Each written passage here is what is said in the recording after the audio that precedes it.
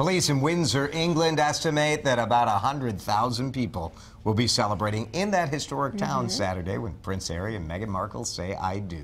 So shopkeepers are taking full advantage of the royal celebration across the UK, even here in America.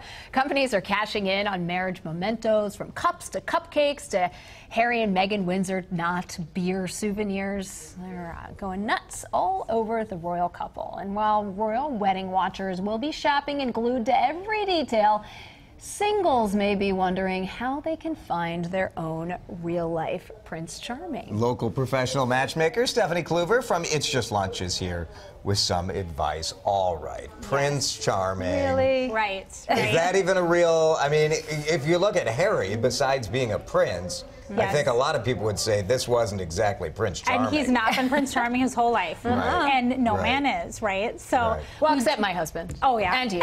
Yeah. Oh, yeah. We're both of us are amazing.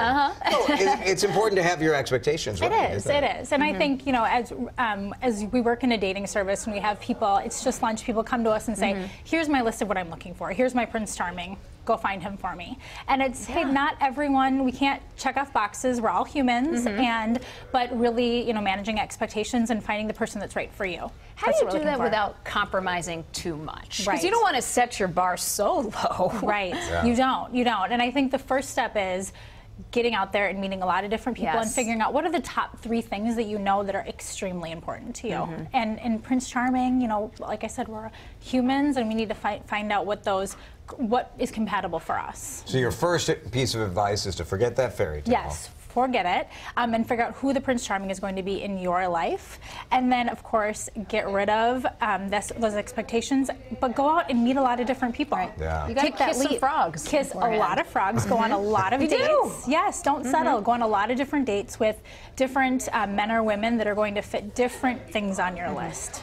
One of the things I really like you talk about is be your own hero. Yes. The #1 thing we hear from our clients is they want someone who's happy.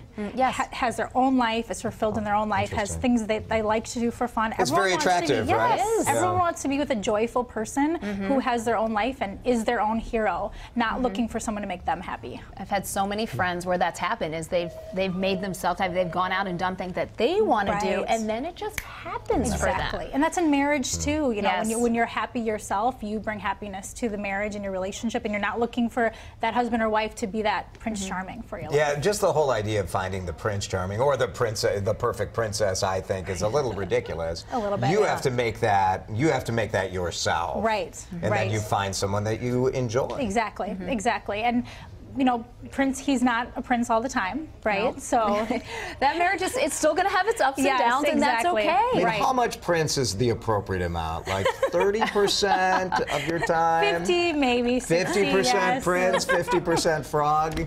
We can check with my wife. That sounds about. We'll find out. Might be generous. All right, Stephanie. Thank you. Thanks for having me.